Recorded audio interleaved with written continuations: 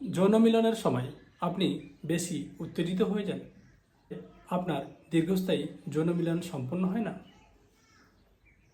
তাহলে এই ভিডিওটা অবশ্যই দেখবেন।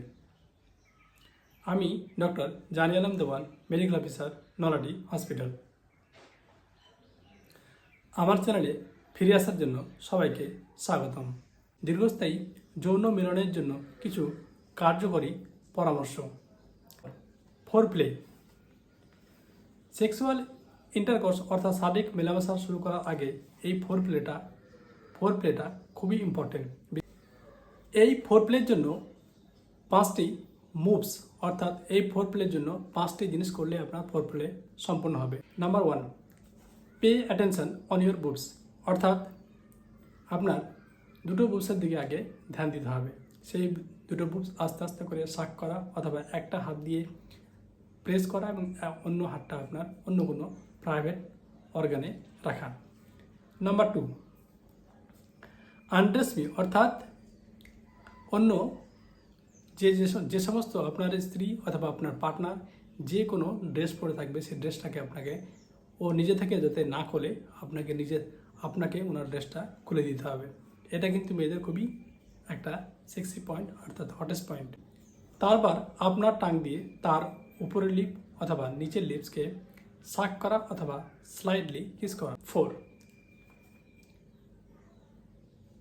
আপনার সবসময় ফোরপ্লের সময় আপনার দুটো হাত ব্যবহার করতে হবে, অর্থাৎ একটা হাত আপনার বুবসে অথবা একটা হাত কোনো প্রাইভেট এবং অন্য হাতটা আপনার অন্য কোনো প্রাইভেট আপনার স্ত্রীর অন্য কোনো প্রাইভেট অর্গানে স্পর্শ করতে হবে। নাম্বার 5, সব থেকে যেটা ইম্পর্টেন্ট, আপনার পার্টনার অথবা আপনার স্ত্রীর সব থেকে সেন্সিটিভ যে সমস্ত অংশ, অনেকের কান, অনেকের লিপস, অনেকের নেক, এই সমস্ত জায়গাগুলো হালকা বাইট, কামড়ানো অথবা চুমু খাওয়া।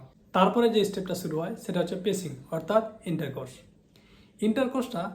ইন্টারকোর্সের পরেই আপনাকে আপনার গতিবেগটা একদম কমিয়ে দিতে হবে এবং ধীরে ধীরে অল্টারনেট করে একবার কম একবার বেশি এভাবে আপনার ইন্টারকোর্স চালিয়ে যেতে হবে, যাতে করে আপনার খুব তাড়াতাড়ি বীর্যপাত না হয়।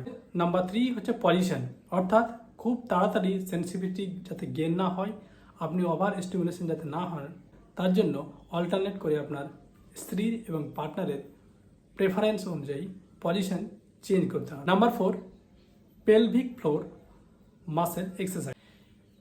এই পেলভিক ফ্লোর মাংসপেশিগুলোকে শক্তিশালী করার জন্য কিছু ব্যায়াম আছে, তাকে বলা হয় কেগেল এক্সারসাইজ। এই কেগেল শারীরিক মেলামেশা করার জন্য যে সমস্ত মাংসপেশিগুলো দায়ী, সেই সমস্ত মাংসপেশিগুলো বেশি করে শক্তিশালী হয়। পর্যাপ্ত ঘুম, দিনে 6 থেকে 8 ঘন্টা ঘুমান, তাহলে আপনার শরীরে এনার্জি আসবে।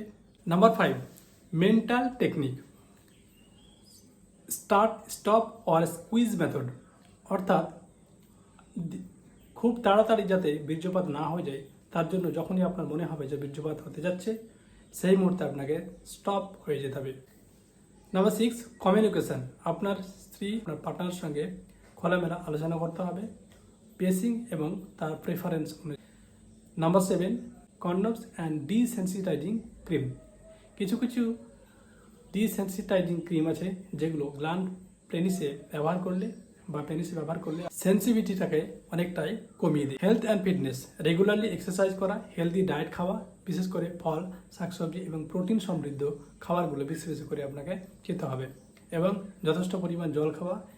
আমার এই ভিডিওটা ভালো লাগলে অবশ্যই লাইক, শেয়ার এবং সাবস্ক্রাইব করতে ভুলবেন না।